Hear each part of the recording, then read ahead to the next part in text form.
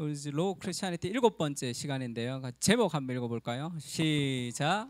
하나님이 원하시는 복음의 공동체를 꿈꾸라. 네, 우리 옆에 있는 분들에게 하나님 원하시는 복음의 공동체를 꿈꿉시다. 이렇게 한번 인사 좀 할까요? 네.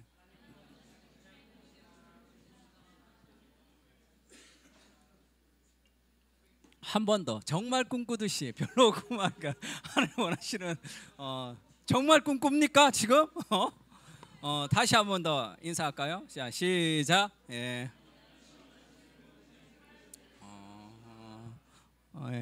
억지로 대충 하면 안 돼요. 마음을 담아서.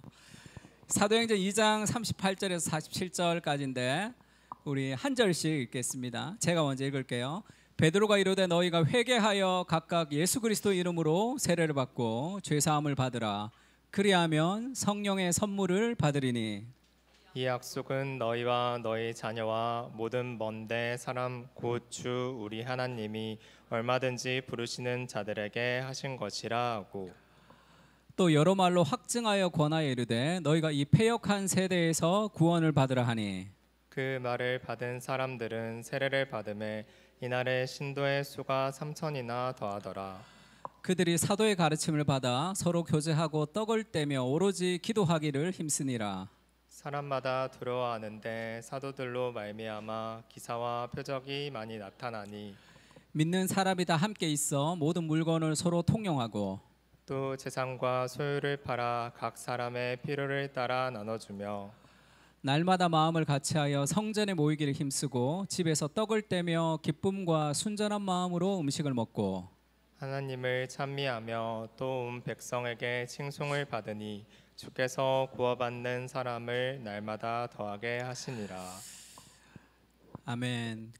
우리가 공동체에 대해서 초대교회 건강한 하나님의 공동체에 대해서 지금 살펴보고 있는데 한마디로 그렇게 얘기합니다. 사도의 가르침을 받고 서로 교제하고 떡을 떼며 오로지 기도하기에 힘쓰니라. 사람마다 두려워하는데 사도들로 말미암아 기사와 표적이 많이 나타나니 믿는 사람이 다 함께 있어 모든 물건을 서로 통용하고 또 재산과 소유를 팔아 각 사람의 필요를 따라 나눠주며 날마다 마음을 같이하고 성전에 모이기를 힘쓰고 집에서 떡을 떼며 기쁨과 순전한 마음으로 음식을 먹고 하나님을 찬미하며 또 온 백성에게 칭송을 받으니 주께서 구원받는 사람을 날마다 더하게 하시니라. 이것이 하나님이 원하시는 건강한 공동체의 모델을 지금 제시하고 있습니다. 먼저는 가르침을 받는 것을 사모하는 거죠. 말씀을 듣는 거. 그리고 서로 교제하고 나누는 거. 그리고 기도에 힘씁니다. 그래서 사람들이 서로 쉐어하는, 다른 사람들의 필요를 채워주는 삶을 살아가고 날마다 마음을 같이 해서 성전에 모이기를 힘쓰고 그 다음에 집에 가면 모여서는 은혜를 받고 집에 가면 사람들과 떡을 떼며 기쁨과 순전한 마음으로 음식을 먹고 하나님을 찬미하고 예배죠. 그리고 온 백성에게 칭송을 받으면서 복음의 사람들이 전도가 되는 그런 일들, 말씀과 기도와 교제와 사역과 나눔과 예배를 통해서 하나님의 사람들이 많아지는 그것이 건강한 공동체의 그런 모델입니다. 그러니까 이 모델을 따라 우리가 살아가는 거죠. 그래서 오늘부터는 이 모델을 하나씩 좀 살펴보려고 해요. 오늘은 사도들의 가르침을 받는 거, 그 다음에 교제, 기도, 그렇게 하나씩 건강한 우리가 어떤 공동체로 나가야 되는가를 좀 살펴보려고 합니다. 40절에 보면 건강한 공동체가 탄생하기 전에 베드로가 설교를 하면서 이렇게 얘기해요. 40절 한번 읽을까요? 시작. 또 여러 말로 확증하며 권하여 이르되 너희가 이 패역한 세대에서 구원을 받으라 하니. 베드로가 설교하면서 여러 말로 확증, 자기에게 확신한 어떤 진리를 권합니다. 사람들에게 굉장히 권유하죠. 내 안에 확실한 하나님의 말씀을 권유합니다. 왜죠? 너희가 이 패역한 세대에서 구원을 받으라 이렇게 얘기하죠. 그게 무슨 말이냐면 왜 내 안에 확실한 것을 권하냐 하면 그들이 패역한 세대에서 구원을 받지 못하고 살고 있기 때문이죠. 그래서 마음의 찔림을 통해서 건강한 공동체로 가기 위해서는 먼저 삶의 방향이 패역한 세대, 이 문화의 내러티브에 젖어서 살아가는 사람들에게 베드로가 그 마음을 바꾸어 주는 게 필요한 거죠. 그러면 결국 패역한 세대에서 구원을 받는다는 것은 사도의 가르침을 잘 받지 않습니다. 서로 교제하기를 원치 않고 기도하기에 힘쓰지 않는, 그래서 어떤 하나님의 능력이 나타나지 않아서 두려움이 없는, 그리고 믿는 사람들이 서로를 채워주지 않는, 그래서 날마다 성전에 모이기를 힘쓰지 않고 집에 가서도 여러 가지 삶의 기쁨이 없는, 그래서 예배가 없고 사람들의 숫자가 모이지 않는 그런 공동체, 그렇게 되는 거죠. 왜 그러냐 하면 패역한 세대에서 구원을 받지 못하면 그렇게 되지 않는 거예요. 그래서 이 교회의 원 모습을 통해서 사도의 가르침을 받는다는 것이 무엇인지, 그러면 오늘날의 패역한 세대가 우리 안에 사도의 가르침을 받지 않는 어떤 무엇이 있다는 거죠. 그 우상을 드러내고 정말로 건강한 공동체로 나아가는 과정들을 좀 살펴보려고 합니다. 패역한 세대에서 구원을 받으라 하니 그 말을 받은 사람들이 세례를 받고 신도의 수가 3,000이나 더하는 그 공동체의 탄생 전에는 패역한 세대로부터의 회복이 있다, 그렇게 얘기했습니다. 이 패역한 세대가 크룩드 제네레이션 하니까, 크룩이 뭐예요? 원래는 사기꾼, 사기치다 할 때 그런 표현이죠. 그러니까 그런 세대, 뭔가 이 속고 있는 세대를 얘기합니다.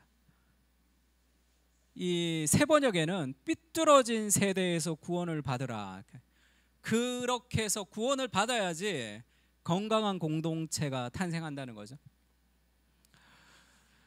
성경에 보면 이 묵은 땅을 기경하라 이런 표현이 있죠. 묵은 땅을 기경해야지 열매가 납니다.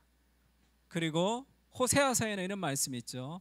내가 그들의 반역을 고치고 기쁘게 그들을 사랑하리니 나의 진노가 그에게서 떠났음이라. 옛날 번역에는, 개역 한글 성경에는 내가 그들의 패역을 고치고 이런, 그렇게 번역이 됐습니다.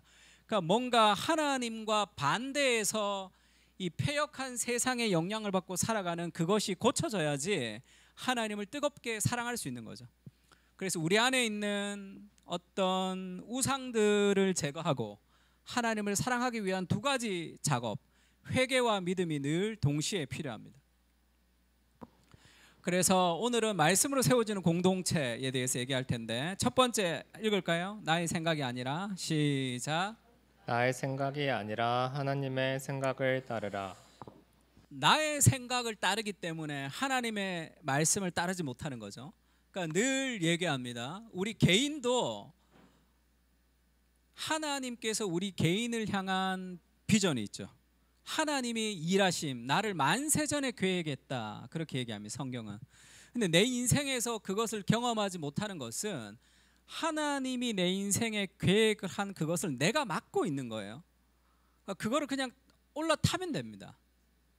하나님이 내 인생에 정말로 아름다운 계획이 있다는 것을 알고 하나님의 말씀을 묵상하고 늘 기도하면서 하나님이 내 인생 가운데 원하시는 그것을 타면 인생이 흘러가게 돼. 교회도 마찬가지라고 했어요. 하나님, 우리 교회를 통해서 일하고 싶어 하시는 하나님의 일하심이 있는 거거든요. 그것을 보고 가면 돼. 근데 나로부터 출발하기 때문에 뭐가 안 되는 거예요. 이미 그리스도가 우리를 위해서 죽으셨고 내 인생을 향한 하나님의 계획이 있다는 것을 알면 그것을 올라타면 됩니다. 그러니까 나로부터 시작하는 것이 아니라 하나님이 이미 시작했다는 걸 알아야 돼. 그러니까 공동체도 마찬가지고 개인도 마찬가지입니다. 그러니까 열매가 없는 이유는 내가 막기 때문이에요. 내가 막지만 않으면, 순종만 하면 그것은 그대로 아름다운 열매를 맺게 되어 있습니다. 그러니까 첫 번째는 내 생각이 아니라 하나님의 생각을 따르는 거예요. 그러니까 내가 맡고 있는 이 패역한 세대의 문화의 어떤 내러티브의 한 가지는 내 생각이 옳다라고 살아가는 그런 방식인 거죠. 42절을 그렇게 얘기하면, 그들이, 이 초대교회, 건강한 하나님의 교회의 특징은 먼저 가르침을 받는 거예요. 이것이 첫 번째입니다. 그래서 은혜가 임하면 첫 번째 어떤 현상이 나타나느냐 하면 말씀을 사모하게 되어 있어요.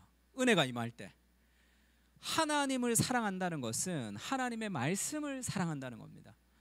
하나님의 말씀을 사랑하지 않는 건 하나님을 사랑하는 것이 아니에요. 하나님을 어떻게 알 수 있습니까? 우리가 말씀으로 알 수 있는 거거든요. 그래서 사도의 가르침을 받는 것이 첫 번입니다. 나는 모릅니다. 나는 아무것도 알지 못합니다. 나는 내 인생을 바르게 살아갈 수 없습니다라는 그런 죄인됨의 확신을 가지고 첫 번째는 가르침을 받는, 어떤 사람이 영적으로 성공하는가 하면 팻이라 그러죠. 페이스풀한 사람, 그 다음에 어벨러블한 사람, 그 다음에 티처블한 사람을 얘기해요. 그런데 페이스풀한 것도 좋습니다. 그리고 충성스러운 사람이 있고 어벨러블, 재능이 있고 능력 있는 사람도 좋아요. 근데 세 가지 중에 하나를 꼽으라면 티처블한 사람, 배우기를 잘하는 사람이 결국은 건강하게 성장합니다. 배우기를 잘 하지 못하는 사람들은 건강하게 성장할 수가 없어요. 교만 때문이죠. 그래서 첫 번째는 가르침을 받는 겁니다. 가르침을. 이사야서 같이 읽을까요? 이는 시작. 이는 내 생각이 너희의 생각과 다르며 내 길은 너희의 길과 다름이니라.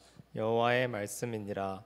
이는 하늘이 땅보다 높음 같이 내 길은 너희의 길보다 높으며 내 생각은 너희의 생각보다 높음이니라. 계시가 필요한 이유, 하나님의 말씀이 필요한 이유, 내 생각이 너희 생각과 다르며 내 길은 너희의 길과 다름이라. 그러니까 나의 판단으로 살아가면 건강하고 올바른 길을 찾을 수가 없다는 그 삶의 무지의 고백. 하나님의 말씀을 우리가 늘 묵상해야 되는 이유는 내 생각대로 살아갈 수 없다라는 삶의 고백이죠. 그러니까 하나님의 말씀을 우리가 사모하지 않고 살아간다면 결국 내 생각이 하나님보다 낫다라는 생각을 가지고 있기 때문에 우리가 말씀을 귀 기울이지 않게 됩니다.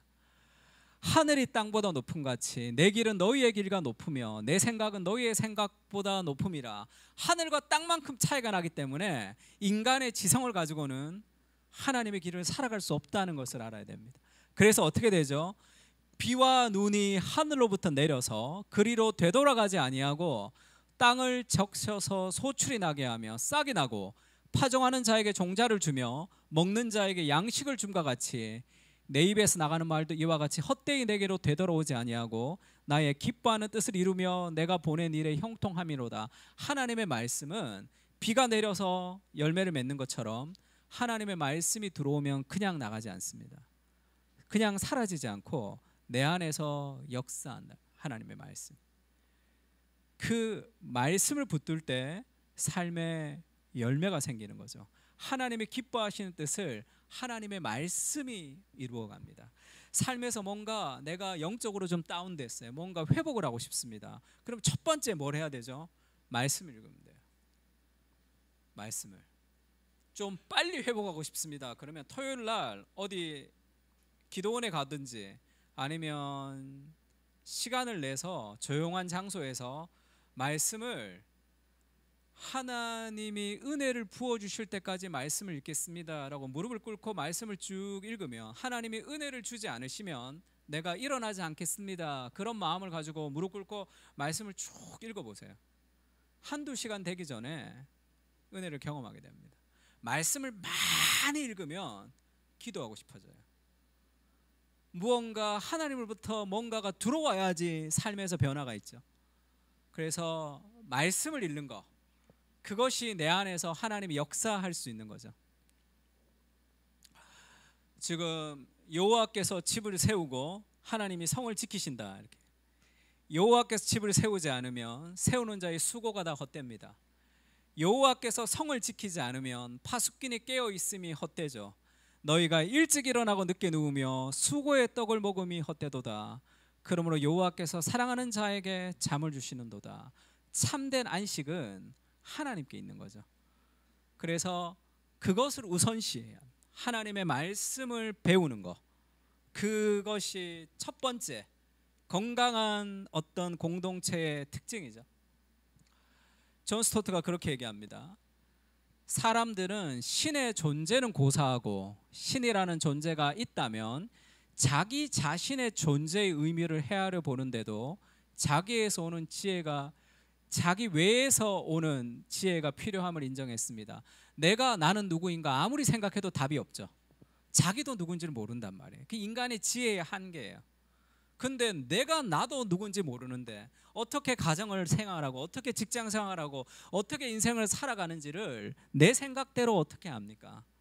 모르는 거죠. 플라톤은 우리의 이해라는 작은 뗏목에 의지하여 무지와 의심의 바다를 항해한다 이렇게 얘기했어요. 계시가 없으면, 신적 가르침이 없으면 우리 인간은 망망대해에서 방향키 없이 표류하는 작은 배, 바람 부는 대로 맥없이 날아가는 나뭇잎, 어둠 속에서 더듬거리는 소경처럼 되고 맙니다. 인간은 외적인 도움이 없이 자신의 지성만으로 하나님을 찾는 것이 불가능한 존재입니다. 그래서 여호와를 경외하는 것이 지식의 근본이다 그렇게 얘기하죠. 그것이 출발이에요. 삶에서의 출발이 됩니다. 잠언 같이 읽을까요? 시작. 어떤 길은 사람이 보기에 바르나 필경은 사망의 길이니라. 제가 대학 다닐 때 그 건국대에서 이제 전도 많이 했는데, 전도할 때 이제 그 브릿지 전도지에 보면 이 구절이 나옵니다. 이 구절이 보면 늘 내가 그렇게 얘기해요. 지금 예수님을 믿을 수도 있고 안 믿을 수도 있죠. 근데 예수님을 믿는 사람들은 천국과 지옥이 있다고 얘기하죠. 근데 본인은 그걸 믿지 않는단 말이에요. 근데 그걸 확신할 수 있냐? 정말 없다고 확신할 수 있냐? 확신할 수 없죠. 그냥 믿음이죠. 그러면 두 갈래의 길 중에 천국이 있다고 얘기하는 길이 있고 나는 없다고 생각하는데, 지금 내가 이 길을 선택하는 이유는 뭐죠? 감입니다. 감, 그냥. 근데 성경은 헬리콥터를 타고 위에서 본 거예요. 두 가지 길을. 어떤 길은 사람이 보기에는 바르지만 필경은 사망의 길이죠.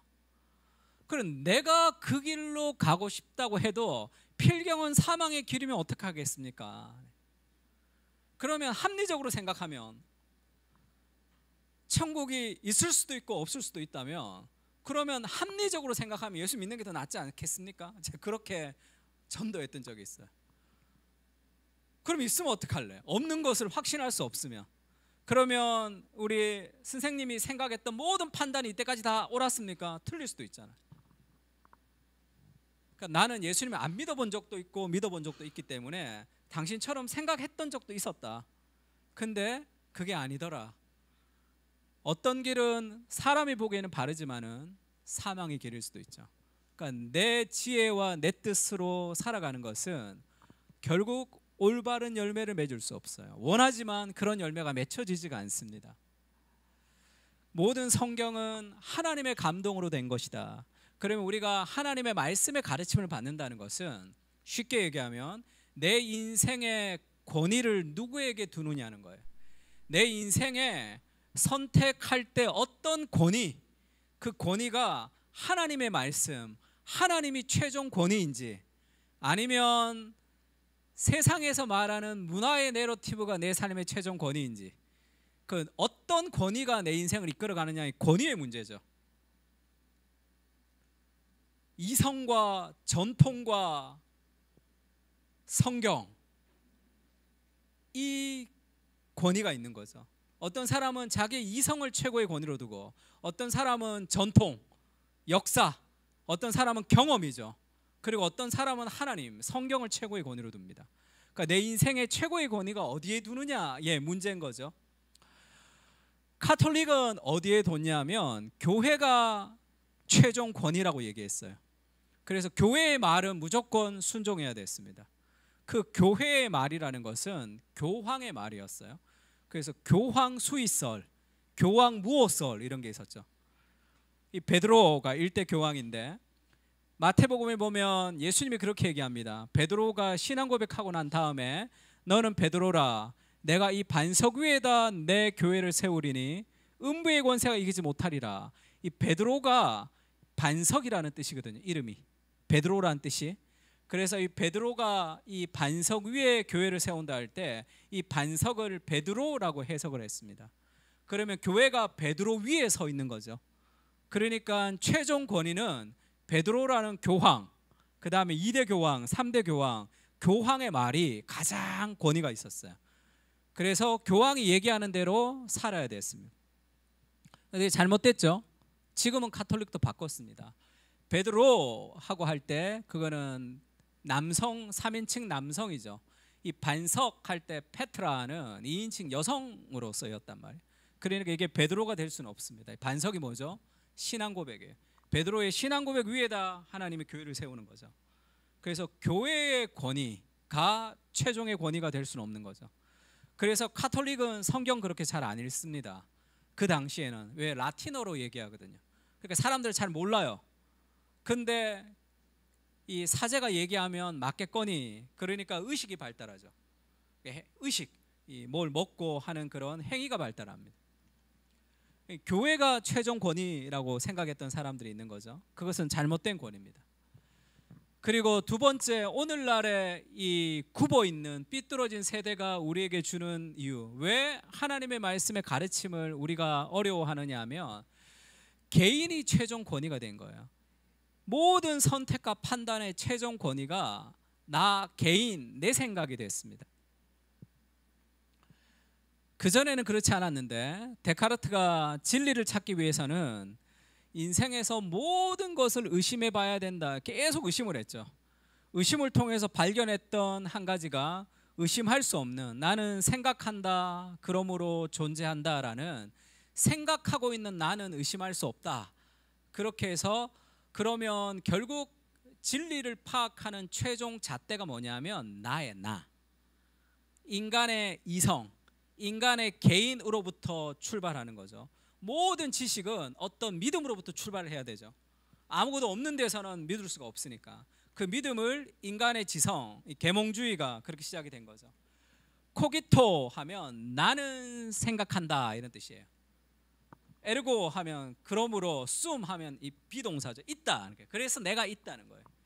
그러니까 나는 생각한다 하니까 의심을 하려면 더 해야 되죠. 생각하는 내가 어디로부터 왔는지, 생각하는 나가 어떻게 출발했는지에 대한 더 깊은 성찰이 있어야 돼. 근데 그거를 다 잘라내고 여기서부터 시작하는, 나라는 개인과 이성으로부터 시작이 됐습니다. 오늘날의 사회가, 레슬리 위비긴이 변화하는 세상과 변함없는 복음에서 이렇게 얘기했어요. 당신은 믿는 것으로 시작하지 않고는 아무것도 알 수 없다. 당신의 눈과 감각이 말하는 증거를 신뢰하고 당신 바깥에 있는 세계를 인식하는 것을 의미한다. 우리가 뭔가를 안다라고 할 때 그 안다는 것을 어떻게 알 수 있냐면 뭔가 가장 베이스에는 어떤 믿음과 신념이 있어야 돼요. 그렇지 않고서는 알 수 없습니다. 왜냐하면 우리가 눈으로 보는 거, 귀로 듣는 거, 내가 손으로 만지는 나의 오감을 믿어야 되는 거잖아요. 우리가 눈으로 보는 것은 이 가시광선 안에 있는 것만 볼 수 있죠. 우리가 눈으로 볼 수 없는 세계도 있습니다. 귀로 들을 수 있는 것도 데시벨이 귀로 들을 수 없는 세계도 있잖아요. 그러니까 내가 보고 가지는 인간의 오감을 믿어야지만 거기에서부터 뭔가 인식이 시작되는 거죠. 그러니까 모든 알미라는 것은 믿음으로부터 시작하는 거예요. 뭐든지. 그래서 무신론도 믿음이죠. 하나님이 없다라고 믿는 믿음으로 시작합니다. 처음부터 이성을 통해서 무신론을 증명할 수가 없어요. 유신론도 마찬가지로 그랬죠. 하나님이 계시다는 것도 믿음으로부터 출발합니다. 그러니까 모든 알매는 믿음의 요소가 필요한 거죠. 의심은 결국 우리가 믿는 어떤 것에 근거를 둘 때만 가능하죠. 따라서 신앙이 먼저고 의심이 그 다음입니다. 나는 그것을 믿지 않아 라고 얘기할 때 나는 다른 것을 믿기 때문에 그렇게 얘기할 수 있는 거예요. C.S. 루이스가 그렇게 얘기하죠. 당신은 모든 것을 끝없이 해명할 수는 없다. 결국 해명 자체를 해명해 버리게 될 것이다. 모든 것을 꿰뚫어 본다라고 할 때 무언가를 꿰뚫어 본다는 것은 그 너머에 있는 것을 보기 위해서죠. 유리창이 투명한 것은 좋은 일이다. 왜냐하면 그 너머의 거리나 정원이 불투명해야지 볼 수 있기 때문이다. 만약 정원까지 투명하다면 완전히 투명한 세계는 곧 보이지 않는 세계다. 모든 것을 꿰뚫어 본다는 것은 결국 아무것도 보지 못하는 것과 같다. 모든 것을 꿰뚫어 본다고 할 때 유리창같이 투명하게 꿰뚫어 보면 뭔가 막히는 게 있어야 보는 거잖아요. 다 투명해 온 세상이. 그러면 꿰뚫어 본다는 것은 그냥 아무것도 볼 수 없다는 거예요. 그러니까 어딘가에 근거한 지식을 가지고 사람들은 자기의 철학을 쌓아간다는 거예요. 그것이 성경이 아니라는 거죠. 성경이 아닌 어떤 내 삶의 어떤 잣대가 우리 삶에 있다는 거죠. 이성에서의 도피라고 프란시스 셰퍼가 쓴 유명한 책이 있습니다. 오늘날의 세상은 이성으로부터 이제 도피하는 거예요. 진리로부터 도피한다는 뜻입니다. 그래서 이 얘기 한 적이 있죠. 이 토마스 아퀴나스가 자연과 은혜를 나눴어요. 하나님이 자연도 주셨지만 은총을 주셨는데 이것은 은총이 더 특별하다는 것을 설명하기 위해서 이것을 나눴습니다. 자연과 은총을. 이것이 계몽주의가 들어오면서 이 두 가지가 분리돼 버렸죠. 그래서 자연은 피조세계, 합리성, 과학으로 검증이 되는 공적인 영역으로 취급해요. 은총, 하나님, 보이지 않는 것들, 신앙은 과학으로 검증되지 않는 것은 사적인 영역으로 그렇게 얘기합니다. 그래서 방송에서 종교를 얘기하면 안 된다 이렇게 얘기하죠. 그거는 사적인 거. 왜냐하면 공적으로 검증된 거, 그것은 과학적으로 검증된 것만 공적인 거라고 생각하는 시대를 살고 있는 거죠. 이것이 통합되지 않는 시대를 살고 있습니다. 이것이 언제 더 커졌냐 하면 칸트 시대 이후에 더 커졌죠. 칸트가 순수 이성 비판에서 인간의 이성으로는 이거를 알 수 없다. 신, 그 다음에 보이지 않는 영역은 인간의 이성으로는 알 수 없는 영역이라고 이걸 날려버렸어요. 우리는 이것만 알 수 있다. 그래서 오늘날의 사람들이 관심을 가지는 것은 보이는 겁니다. 물질주의, 소비주의, 자본주의, 내 눈에 보이는 거. 보이지 않는 세계는 다 사적인 영역이에요. 그것은 공적인 영역에 들어올 수 없는 거. 그래서 예배를 드리는 것은 사적인 겁니다. 직장에 나가면 공적인 영역이 따로 있는 거예요. 하나님의 말씀과 하나님이 내 세상 가운데 영향을 미치지 못하는 그런 영역으로 나눠지는 거죠. 칸트가 확실한 지식의 근거를 회복하려고 노력했지만 실제를 알 수 없고 그것이 우리의 지식을 초월하는 것이라고 말했다는 거예요. 그런데 사실 칸트는 우리가 알지 못한다는 사실을 어떻게 알았을까? 이거는 알 수 없는 거죠. 그거는 우리가 알 수 없는 세계야라는 것은 자기가 그걸 다 알고 얘기하는 것도 아니잖아요. 그래서 오늘날의 시대는 신앙, 말씀, 교회, 하나님, 보이지 않는 세계는 다 사적 영역, 그렇게 중요하지 않는 영역이 된 거예요. 오늘날 중요한 것은 과학적으로 검증되는 이 땅에 있는 겁니다. 내가 뭘 먹고 어떻게 살고 내가 어떻게 살아가는 그것이 더 큰 관심이 있어서 이 두 가지가 연결되지 않고 분리돼 버린 거죠. 그래서 누가 판단의 최종 권위자가 되냐 하면 자기 자신이에요. 내가 어떻게 생각하는지, 내가 어떻게 느끼는지가 중요합니다. 내가 어떻게 느끼는지와 상관없이 진리에 나를 맞춰가야지 자유로울 수 있는 거죠. 그런데 내가 어떻게 느끼는 것이 가장 중요하기 때문에 하나님의 진리의 가르침을 받지 않으려고 하는 마음이 있는 거죠.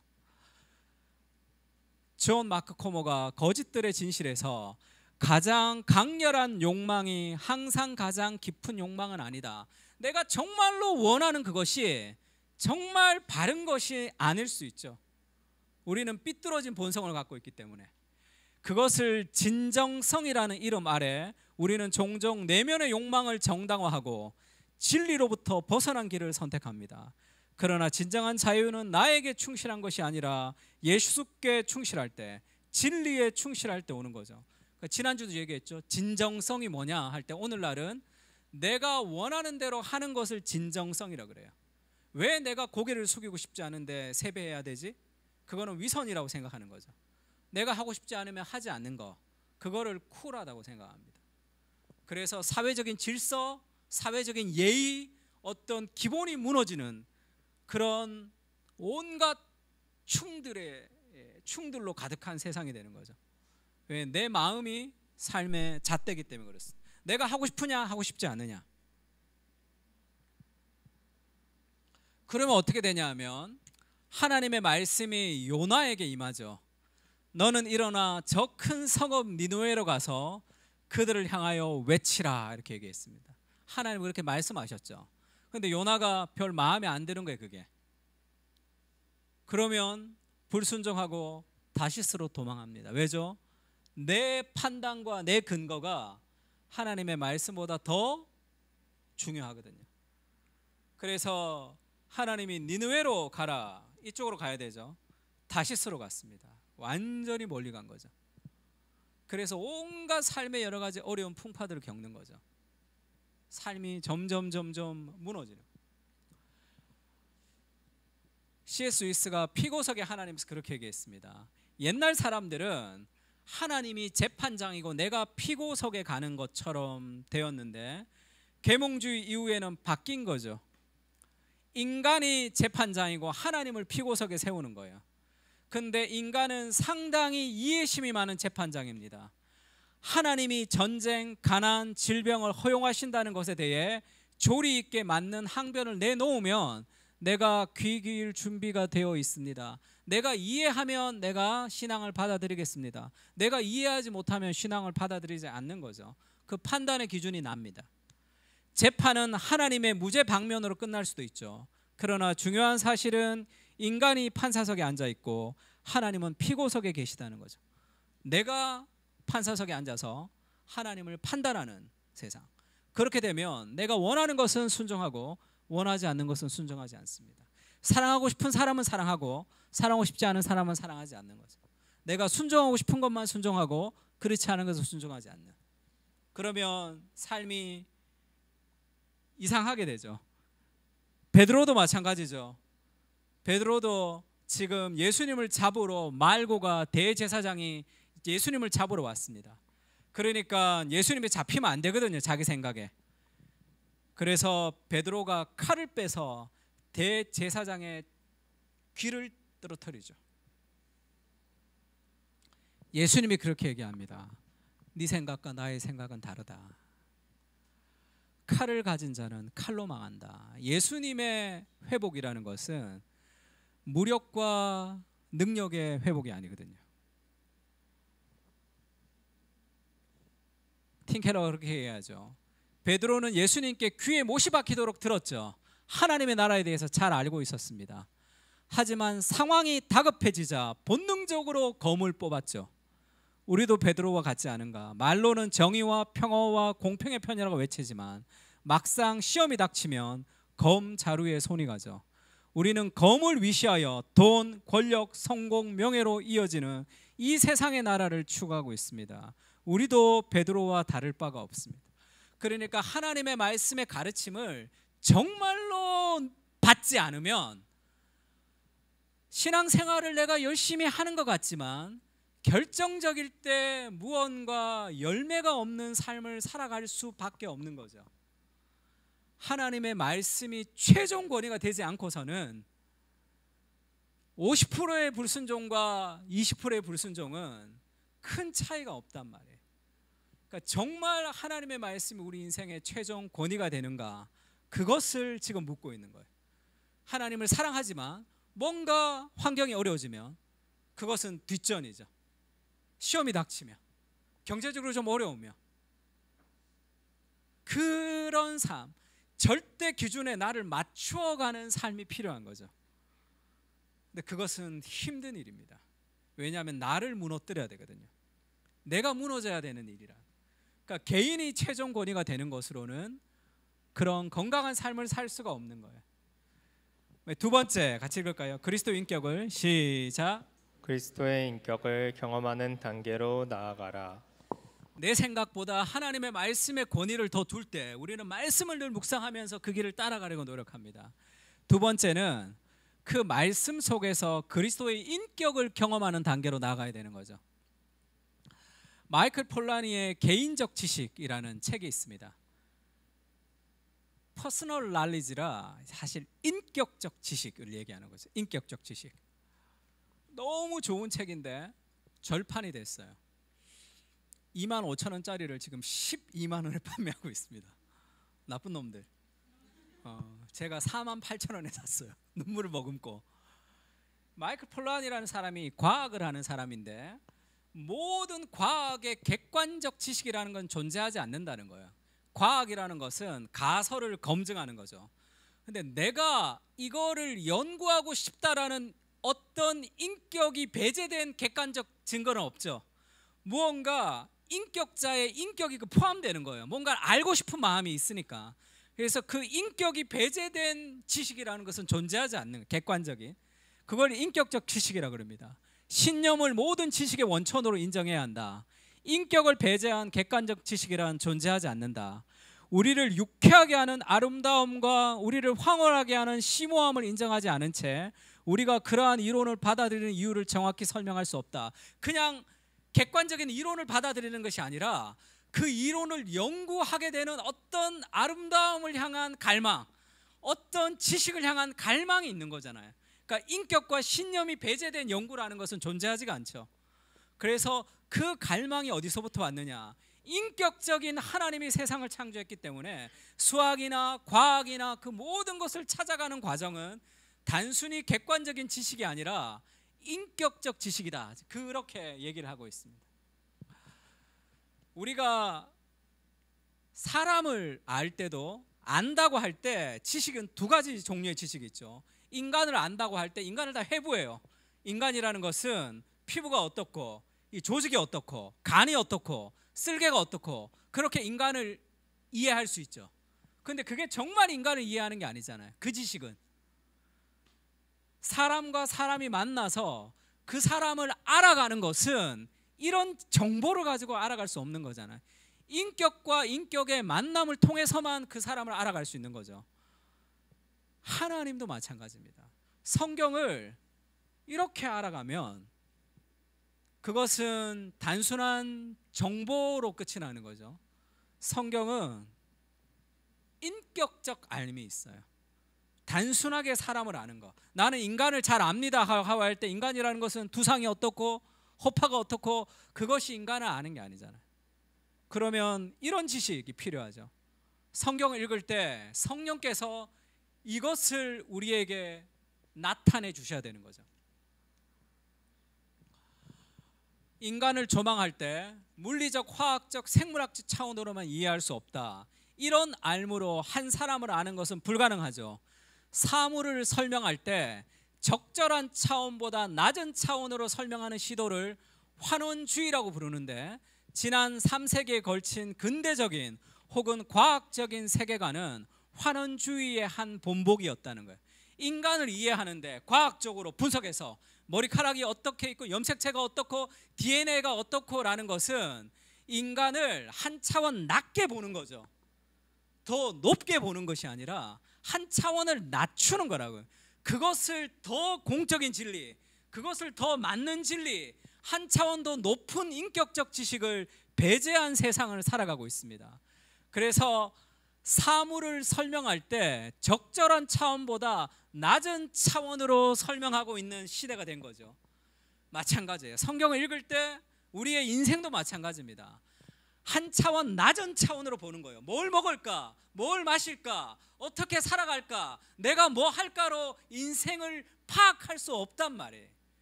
한 차원 낮은 인생으로 살아가는 거. 그것이 인간에 대한 이해가 인격이 배제된 과학적으로 정보를 아는 삶이죠. 그래서 삶이 공허하고 무언가 헛헛한 거란 말이에요. 우리는 그보다 더 큰 차원, 영혼이 있고 하나님이 창조하신 하나님의 세계 안에서 하나님이 오늘 이 땅에 우리를 보내신 일들이 있단 말이에요. 그 차원을 알아갈 때 그 낮은 차원을 포함할 수 있는 거예요. 하나님의 말씀을 통해서 우리는 그 차원으로 올라가야 되는 거예요. 컬처 케어라는 책이 있는데 일본인 미국인이 쓴 책입니다. 이 예술, 이 문화에 대해서 정말 자세하게 설명하는 책인데, 달라스 윌라드가 그렇게 얘기했어요. 아름다움을 정의하는 것에, 아름다움은 감각이 분명히 인지할 수 있는 선함이다. 이렇게. 아름다움 안에는 선함이 존재한다. 이렇게 얘기해요. 하나님으로부터 나온 것이기 때문에 그렇죠. 아름다움은 실용적이지 않을 수 있지만 사람들이 아름다움을 소홀히 하면 궁극적으로 쓸모없는 것을 생산하게 됩니다. 아름다움은 영혼의 양식이다. 이렇게 얘기했어요. 인간은 밥만 먹고 살 수 없죠. 인간은 영혼의 양식, 아름다움을 경험해야 됩니다. 그래야지 내가 먹고 사는 이유가 생기는 거예요. 아름다움을 배제한 밥만 먹고 살아가는 존재로 이 땅에서 열심히 일하고 열심히 공부하고 열심히 살아가는 삶으로는 우리가 그렇게 낮은 차원으로 이해하는 존재가 아니죠. 인간의 영혼이 있단 말이에요. 인간은 밥만으로 살 수 없습니다. 지나치게 바쁜 삶을 살면 간편한 가공식품, 배달 앱에 의지하게 되고 결국은 건강하지 않은 입맛을 키우면서 건강하지 못한 몸과 정성을 가지게 될 확률이 높겠죠. 너무 바쁜 삶을 살면 건강하지 못한 걸 먹으니까. 영혼도 마찬가지입니다. 진정한 아름다움이 아니라 표면적으로 끌리는 것, 아무런 노력 없이 즐길 수 있는 것, 즉각 소진되고 마는 즐거움을 선택해서는 안 되죠. 그러니까 밥만 먹고 살 수 없기 때문에 막 열심히 일하고 밥만 먹고 살다 보면 내가 그렇게 살아가는 존재가 아니란 말이에요. 그러니까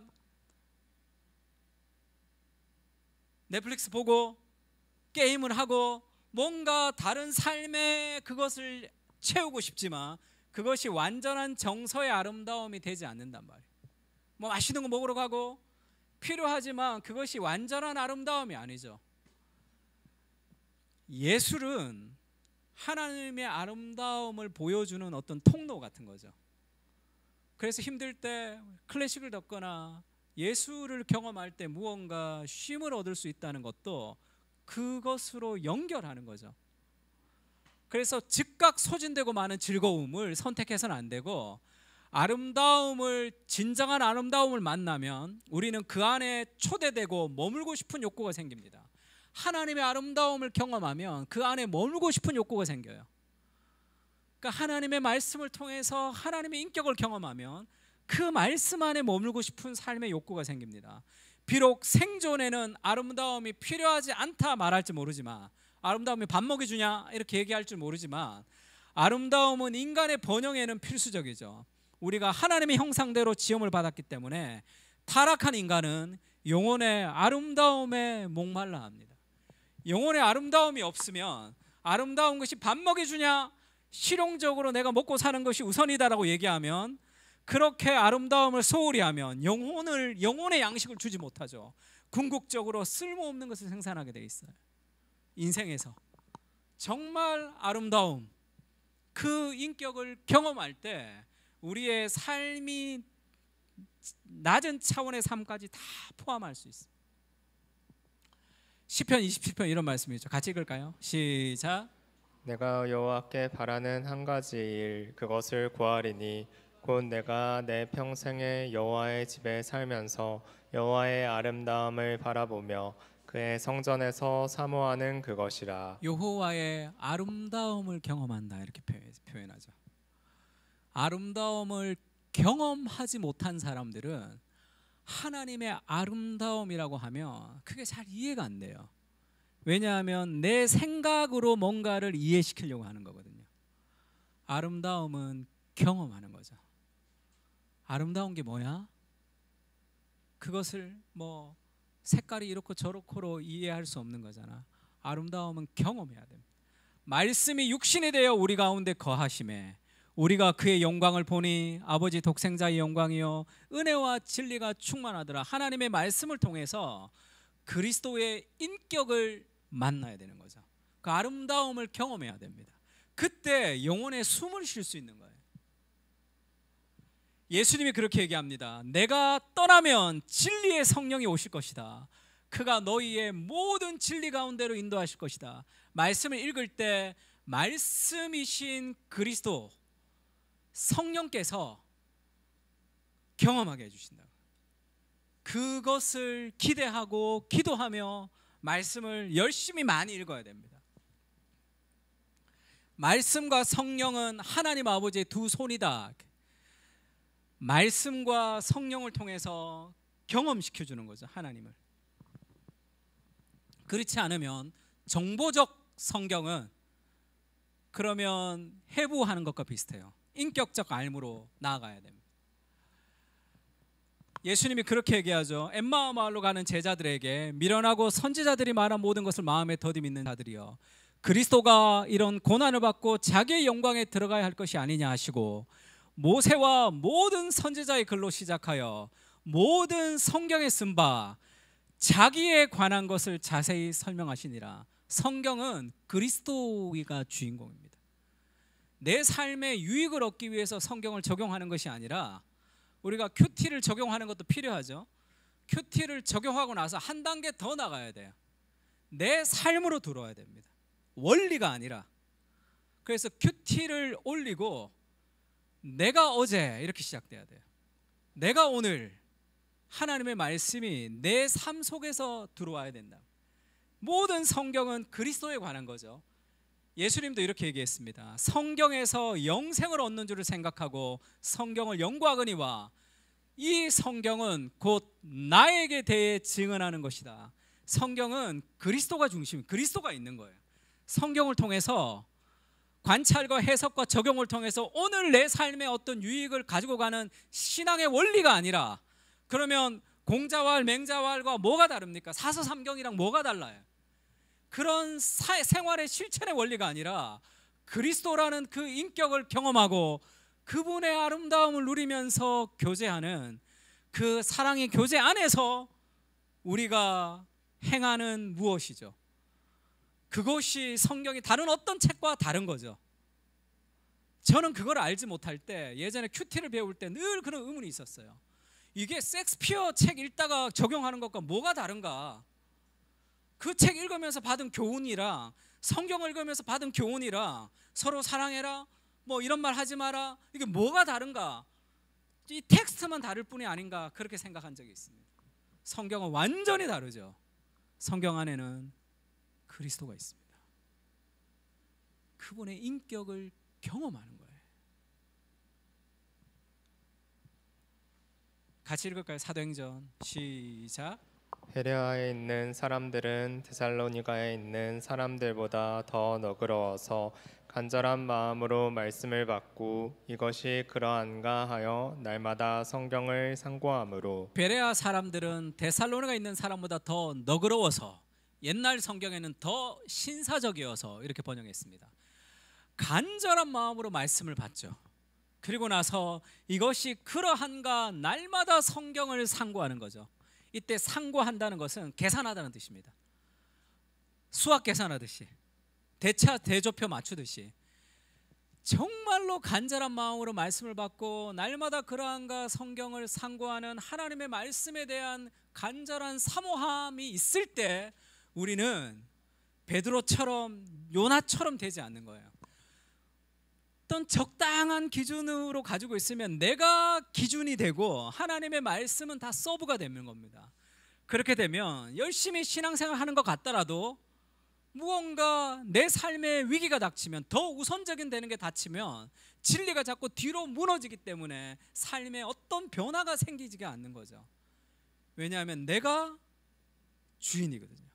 내 생각이 권위거든요. 삶의 권위의 핵심이죠. 어거스틴의 고백록에 보면 이런 표현이 있습니다. 오 나의 생명, 나의 거룩한 즐거움이 되신 나의 하나님이여, 내가 무엇이길래 내게 당신을 사랑하라고 명하시고 내가 당신을 사랑하지 않으면 진노하셔서 엄청난 고통을 당할 것이라고 겁을 주시나이까? 하나님이 하나님을 사랑해라, 말씀에 순종해라, 그렇지 않으면 저주가 있을 것이다 하는 것이, 그게 감당할 수 없는 은혜라는 거죠. 내가 뭔데, 내가 도대체 어떤 존재인데 하나님이 왜 나 같은 거 하나 때문에 그 사랑하라고 얘기하고 내가 하나님 사랑하지 않는 것으로 하나님이 그렇게 진노할 정도로 그런 존재인가 얘기하는 거죠. 내가 당신을 사랑하는 것이 도대체 무엇이길래 그렇게 말씀하시나이까? 지금 이 하나님과의 관계 안에서, 근본 사랑의 관계 안에서 성경을 해석하는 것이 뚝뚝 떨어지죠. 그 안에서. 아니 뭐 꼭 순종해야 돼? 뭐 불순종하면 뭐 하고 그렇게 비판하면서 살아가는 것이 아니라, 야 나라는 존재가 어떤 존재이길래 나 하나님 안 사랑하는 게 뭐 그렇게 큰 것이라고, 하나님을 사랑하지 않을 때 나를 향해서 그렇게 하나님이 진노하시는가? 그것이 도대체, 그 사랑을 도대체 모르겠다 이렇게 표현하죠. 또 이렇게 표현합니다. 내가 당신을 사랑할 때 당신의 무엇을 사랑하는 것입니까? 육신의 아름다움 때문에 하나님을 사랑하는 게 아니라는 거예요. 질서 있게 움직이는 시간의 리듬 때문에 하나님을 사랑하는 게 아니랍니다. 눈을 즐겁게 해주는 빗줄기 때문에 하나님을 사랑하는 것도 아니죠. 달콤한 멜로디, 향기로운 냄새, 만나와 벌꿀도 누군가를 끌어안을 때 기쁨을 누리는 것 때문도 아니죠. 왜 신앙생활을 하십니까? 마음의 안정을 찾기 위해서, 무언가 내 삶을 개선하기 위해서, 내가 하나님을 사랑할 때 그런 것이 아니라는 거죠.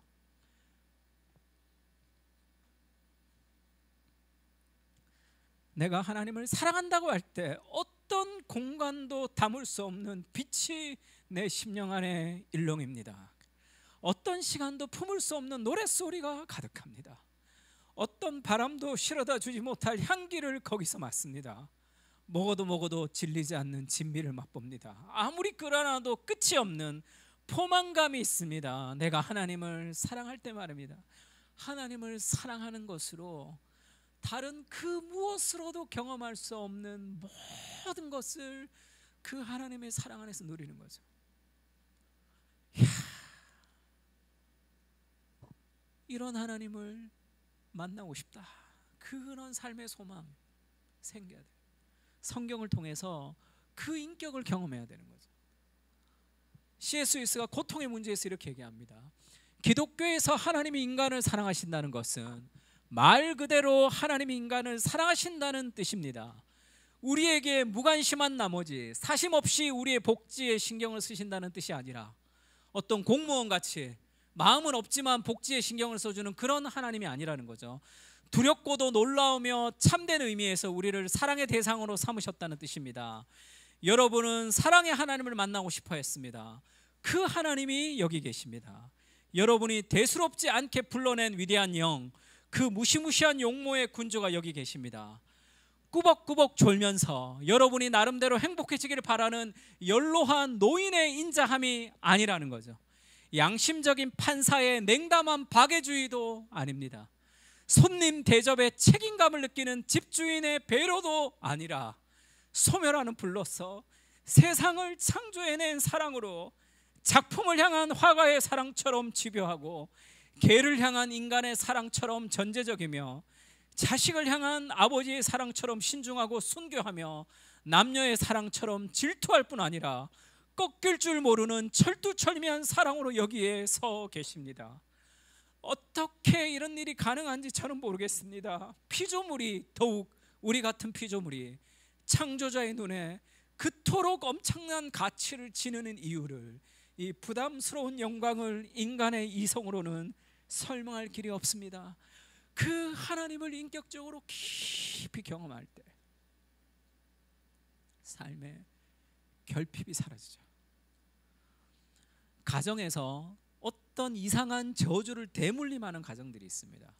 어떤 분노의 문제, 그 다음에 여러 가지 삶의 문제, 그런 문제를 대물림하는 것을 끊는 복음의 능력이 무엇이냐 할 때, 그 결핍의 문제로 힘들어하는 가정에 있으면 그 자녀들이 늘 힘들죠. 돈 없어서 늘 힘들어하는 부모님을 보면 자녀는 미친 듯이 돈 버는 사람이 됩니다. 그것이 그 자녀의 인생을 이상하게 만드는 거죠. 그러면 그런 수많은 상처의 대를 끊을 수 있는 부모가 해야 될 가장 중요한 만족이죠. 만족입니다. 하나님으로 주신 삶의 만족이 있을 때 자녀는 건강하게 자라겠죠. 삶의 수많은 가계의 저주를 끊는 복음의 능력은 만족, 어디서 오는 거죠? 하나님의 사랑에서. 이 감당할 수 없는 부담스러운 영광, 내가 얼마나 위대한 존재인지에 대해서 하나님의 말씀 안에서 그것이 채워진단 말이에요. 그 만족이 우리의 삶의 열정을 만들어내는 거예요. 그래서 더 많은 일을 성취하고 더 많은 것들을 행할 수 있는 능력이 거기서 오는 거죠. 그 인격적 지식, 그것이 우리가 하나님의 말씀을 읽으면서 가야 되는 삶의 고홀 같은 겁니다. 그래서 주의 궁정의 한 날이 다른 날의 첫날보다 나은즉 악인의 장막에서 배불리 사는 것보다 아무것도 없어도 하나님의 성전에 문지기로 있는 것이 좋다, 그렇게 고백하죠.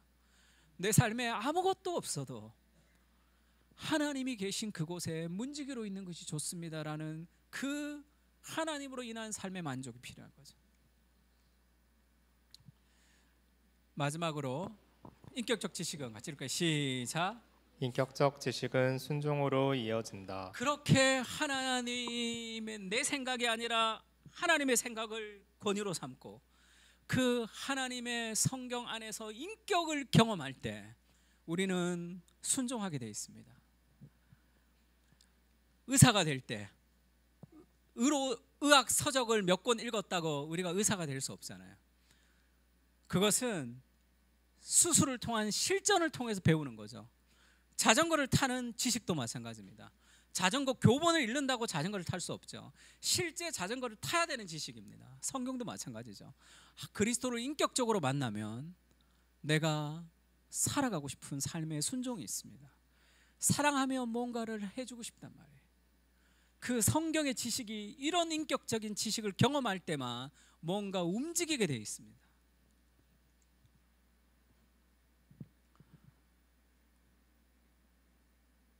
이 얘기 한번 한 적이 있나요?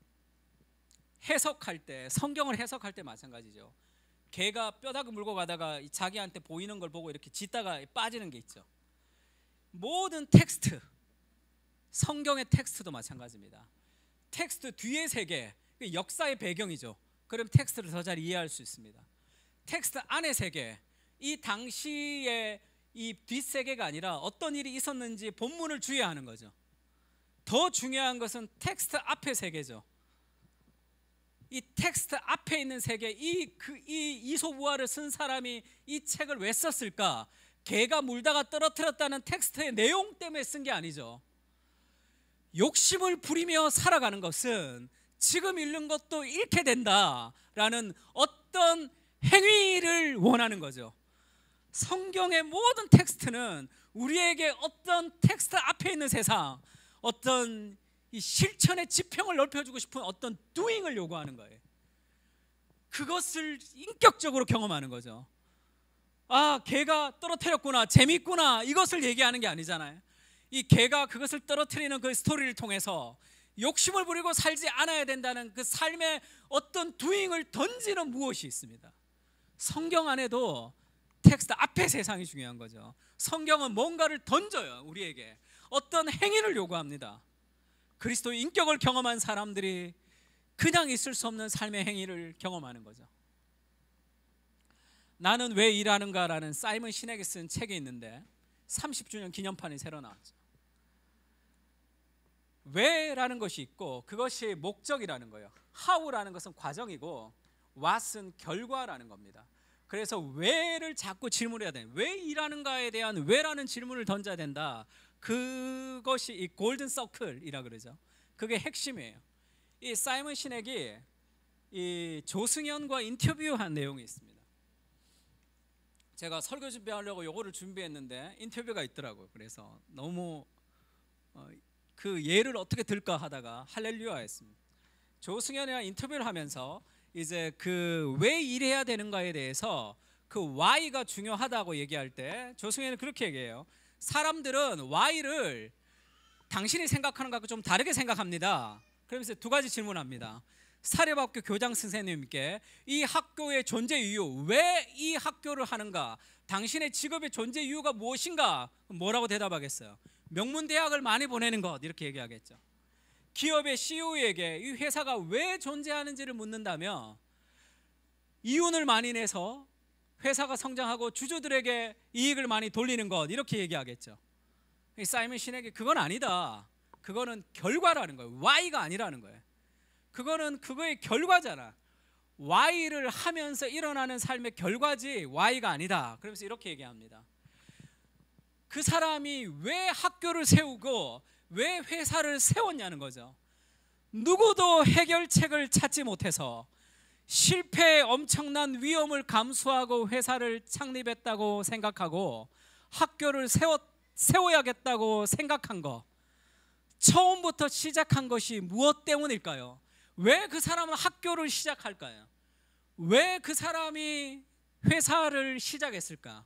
세상에 있는 것이었으면 사람들이 해결책을 찾는 것이었으면 또 다른 회사가 필요 없겠죠. 내가 회사를 만들 만한 어떤 why, 왜 내가 회사를 해야 되는지, 세상에 없는 것, 누구도 해결할 수 없었던 그 무엇이 있어서 그가 회사를 만들었을 거 아니냐. 왜라는 건 그런 거라는 거죠. 근본적으로 무언가를 하려고 회사를 차리고 학교를 세우는 거다. 그 why가 필요하다 이렇게 얘기합니다. 정말 중요한 얘기죠. 여러분은 왜 교회에 나오십니까? 그 사랑 교회에 우리는 왜 출석하는 거죠? 무엇을 위해서? 우리는 왜 신앙생활을 합니까? 우리는 이 땅에 왜 살아가는 거죠? 그것을 위해서 삶을 드리는 것, 그게 필요해요. 하나님의 말씀에서 그것을 경험하는 거예요. 내가 이 땅에 살아가는 삶의 이유, 우리를 그 사랑교회로 하나님이 여기 모아주신 그 이유, 그것을 행하는 거죠. 연약한 인생을 통해서 하나님이 그것을 이루시기를 원하시죠.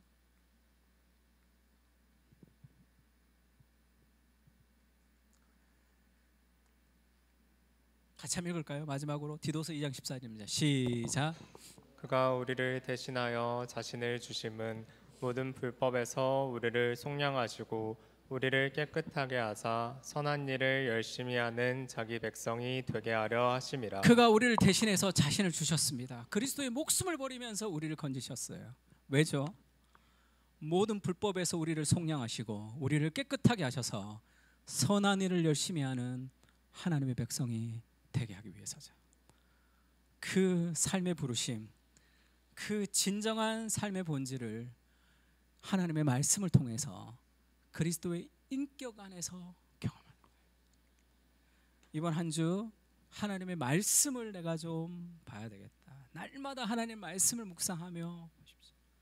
그리스도의 인격을 경험할 수 있게 해달라고, 그렇게 하나님 말씀 안에서 우리 인생의 어떤 삶의 방향, 가르침을 받는 그런 공동체로 살아갔으면 좋겠습니다. 그런 마음의 결단을 좀 했으면 좋겠습니다.